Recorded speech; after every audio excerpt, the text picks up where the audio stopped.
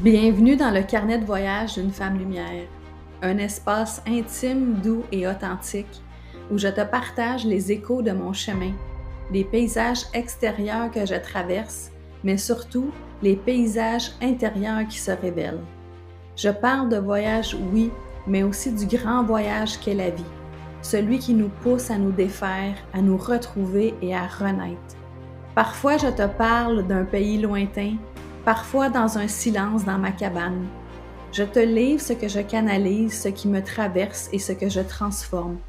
Tu es la bienvenue ici comme autour d'un feu. Viens t'asseoir, écouter et peut-être même reconnaître la femme lumière que tu es toi aussi.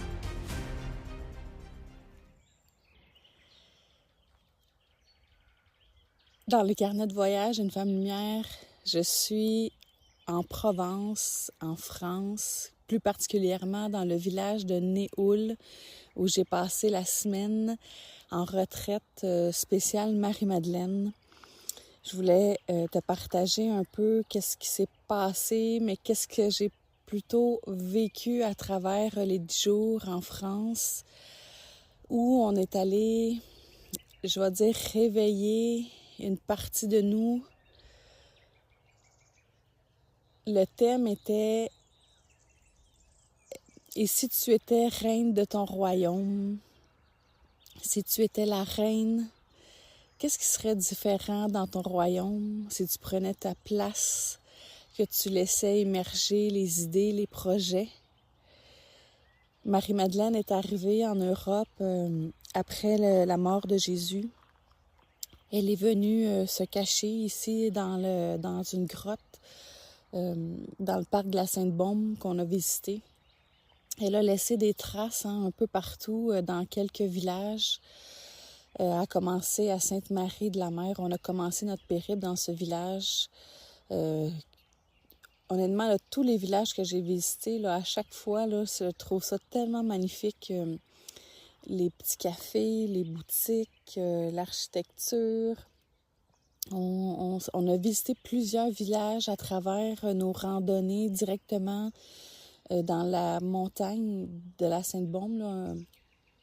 On s'est promené à travers la nature. Puis ici, la nature, je ne sais pas si vous l'entendez, là. Derrière moi, les oiseaux, là, ça chante. Peut-être quand je suis partie là, du Québec, c'était encore le printemps froid, qu'il n'y avait pas tant d'activités, mais ça m'a fait vraiment du bien de reconnecter à la nature. Les arbres dans le parc de la Sainte-Baume et les rochers, ça n'a rien à voir avec ce qu'on voit par chez nous au Québec. Tout est format géant. Format géant et format druidique aussi. Il y a beaucoup d'arbres qui rappellent un autre espace-temps, une autre époque où les druides étaient bien présents et dispersaient la vérité, leur vérité. Alors, de se promener à travers l'histoire, à travers l'essence de Marie-Madeleine qui est là en toi, qui vit en toi, qui est partout. Le message de Marie-Madeleine est un message d'amour, un message de reconnexion à soi, à sa lumière, à sa toute-puissance intérieure. Le message est aussi très ancré dans notre utérus, les fameux œufs, nos petits œufs étant soit nos enfants, nos projets, tout ce qu'on aspire à créer. Est-ce que tu vas leur donner vie? Est-ce que tu vas honorer ces œufs qui demandent à être féconds? On est allé visiter la grotte aux œufs, qui est toujours dans la parc de la Sainte-Baume, mais qui est très bien cachée. Si tu avais vu la trail qui nous a emmenés là, moi, avoir été toute seule là, en rando, j'aurais jamais osé aller me promener sur une trail à flanc de montagne, que tu peux juste passer un derrière l'autre, puis qu'il y a beaucoup de roches et... En tout cas, je sais pas si tu peux saisir l'image, là, mais moi qui est un peu chicken sur le vertige, les hauteurs, j'ai fait « Oh là là, dans quoi je me suis embarquée là? » Mais finalement, tout le groupe ensemble, bien, on se suivait, tout allait bien. On a finalement trouvé la grotte aux œufs, comme je vous dis, qui est bien cachée. La grotte aux œufs nous appelait à aller la visiter pour aller... On a fait un beau rituel dans son cœur, là, parce que la grotte aux œufs, là, quand tu la regardes avant même de rentrer dedans, elle a la forme d'une vulve. C'est comme si on rentre dans une cavité qui est quand même assez profonde. Là, on a descendu dans la grotte avec des cordes. Et dans la grotte, là, c'est de toute beauté, les parois, là, avec vraiment des formes d'œufs là, qui ressortent de la paroi. Et moi, dans cet espace-là, ben, j'ai vraiment eu mal au ventre. Dans notre rituel, on se mettait justement les mains au niveau de notre utérus. Puis quand je suivais la guidance là, de notre guide, Julien-André Desroches, et moi, là, ça ouf, des crampes, ça faisait mal. Je me disais peut-être que mes menstruations vont partir. Mais non, ça l'a pas fait ça. Mais quand j'avais les mains sur mon ventre, moi, ce qui m'est monté, ben c'est tous les projets que peut-être que je n'ai pas encore réalisés. Toutes ces choses-là qui m'habitent. Et c'est comme si ça me disait, ben vas-y, tu sais, suis ton cœur. Tu peux féconder d'autres choses, là, tu sais. Alors, c'était vraiment puissant et spécial comme expérience. On a également visité là, la grotte de Marie-Madeleine au tout début, là, quand on est arrivé dans le parc, la grotte, l'endroit où elle venait se réfugier. C'était très grand, hein? Je pensais à une grotte. Je pensais que c'était un trou dans la montagne, là, tu sais, un petit trou qu'elle se terrait là, mais finalement, la grotte, là, c'était quand même très grand et vaste. Il y a de l'eau aussi, de l'eau de source là, qui coule directement dans la grotte. Et là, maintenant, c'est aménagé en petite église, là, avec un autel, il y a plusieurs bancs. Et là, maintenant, c'est vraiment un lieu de prière, un lieu de rassemblement. Il y a une relique de Marie-Madeleine dans cet espace. Et moi, ce qui me surprend vraiment, là, c'est comment les gens à l'époque ont réussi, tu sais, à se rendre dans ces hauteurs. Et c'est parce que la grotte, elle est vraiment là... à flanc de montagne. C'est comme si le dessus de la montagne, là, c'est un mur de roc. Et là, on se rend là pour ressentir l'amour, ressentir la présence. Pour moi, Marie-Madeleine, c'est la même chose que Jésus, mais en format féminin. Et ce que Marie-Madeleine, elle a accompli, ben nous aussi, on est capable. On est capable de se reconnecter à cette fréquence-là, que tout est possible. La seule chose qui t'éloigne de cette affirmation, c'est les peurs. Les peurs, peut-être de ne pas être assez, de ne pas être digne de créer à la hauteur de tes aspirations. Et hier, on a eu un exercice...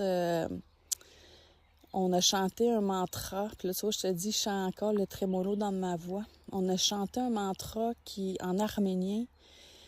Le mantra, c'est Aïe Nana Myriam.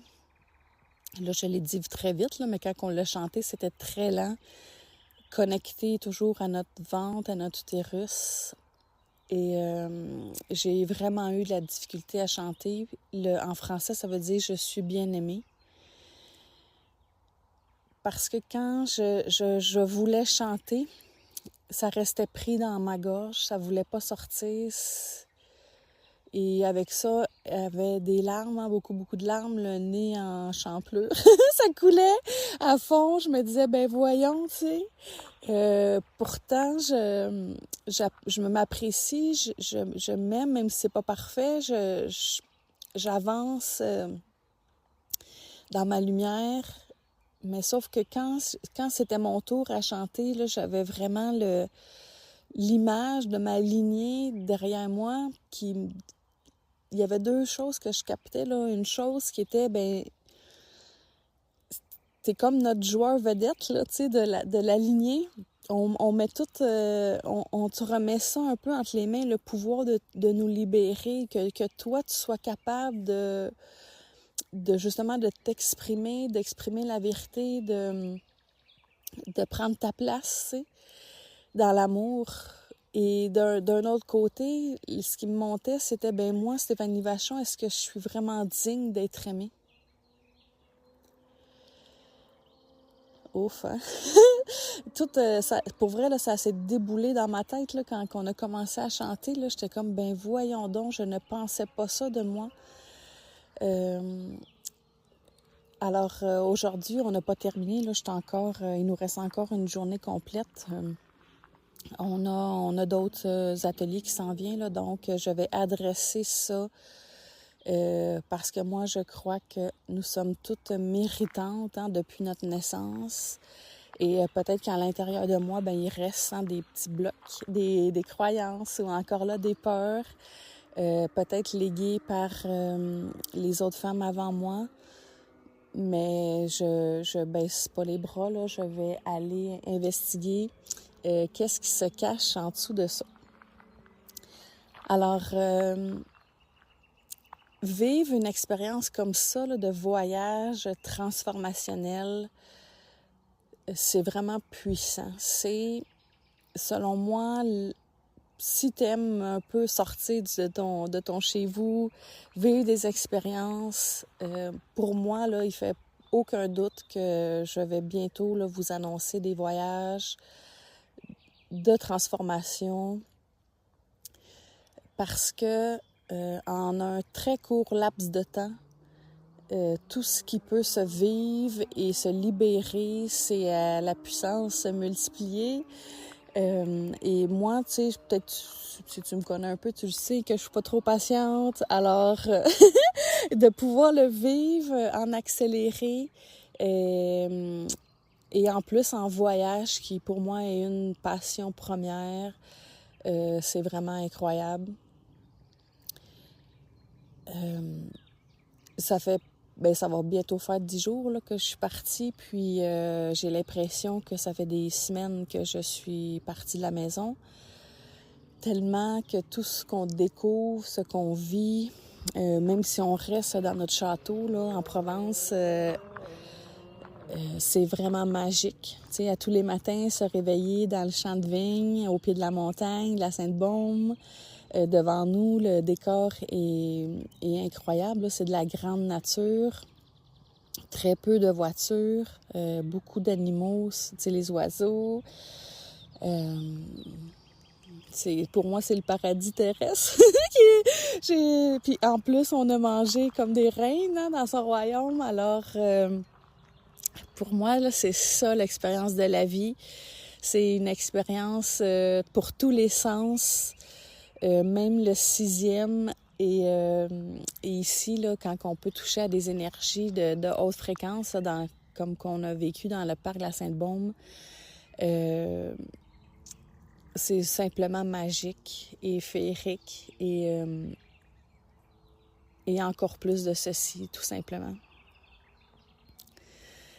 Alors, moi, j'ai des retraites qui s'en viennent au Québec bientôt, en juin, du 12 au 15 juin 2026 à Val-Morin, sur le thème d'Incarne ta femme lumière. Et je suis convaincue que tout ce que j'ai intégré cette semaine va teinter tout ce qui s'en vient, ma façon de communiquer, ma façon d'être.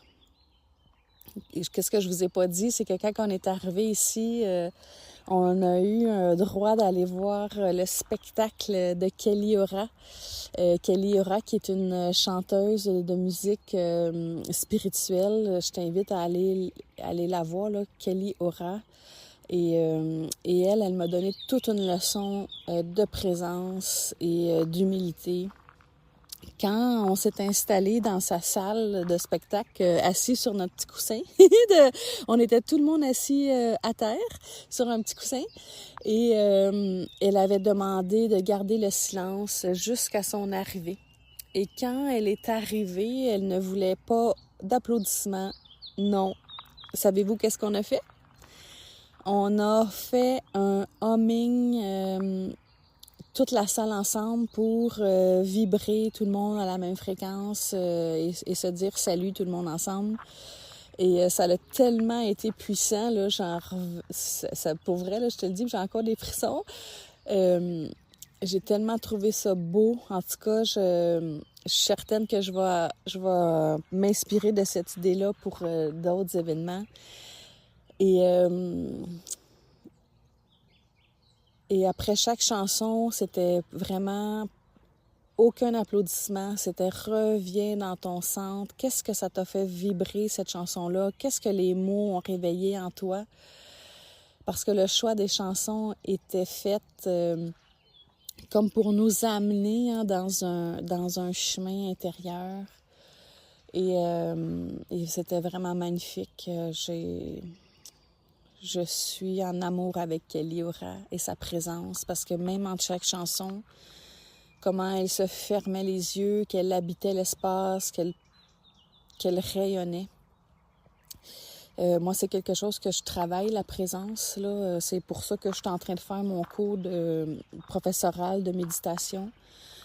Et que c'est vraiment une vertu que j'aimerais intégrer, développer, être encore plus présente. Pour les anténistes, on pourrait dire l'unification, le fameux 17-60, d'être dans cette, dans cette fréquence-là le plus souvent possible. Et je pense que c'est pour ça que cette semaine, elle a passé à la vitesse de l'éclair, parce que quand tu es dans le moment présent, on dirait que le temps est accéléré. Parce que on est déjà rendu à la fin, puis on dit, ben voyons, qu'est-ce qu'on a fait tout ce temps-là? Ça l'a passé tellement vite, mais vite et dans l'amour et bien connecté. Et aussi, quelque chose que j'ai pas parlé, mais c'est tout le lien qui se fait aussi entre les femmes présentes, la sororité, le cercle de femmes qui s'est créé. Je crois que c'est des amitiés pour la vie. C'est tout ce qu'on peut vivre, tout le monde ensemble, intensément. Ça laisse des traces, mais des traces, c'est comme comment je dirais ça, des retrouvailles de sœurs, là, des retrouvailles d'âme.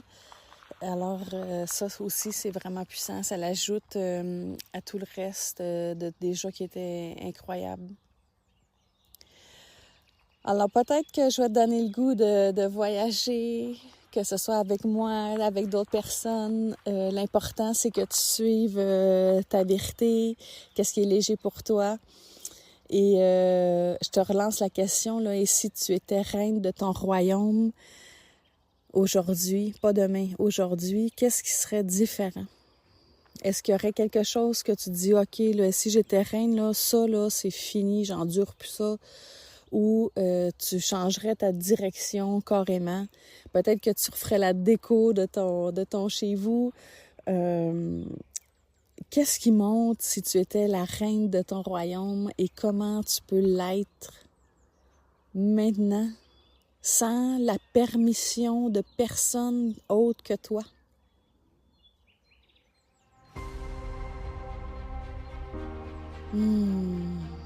Alors, je te laisse intégrer ça. Alors, on se dit à bientôt. Salut, salut!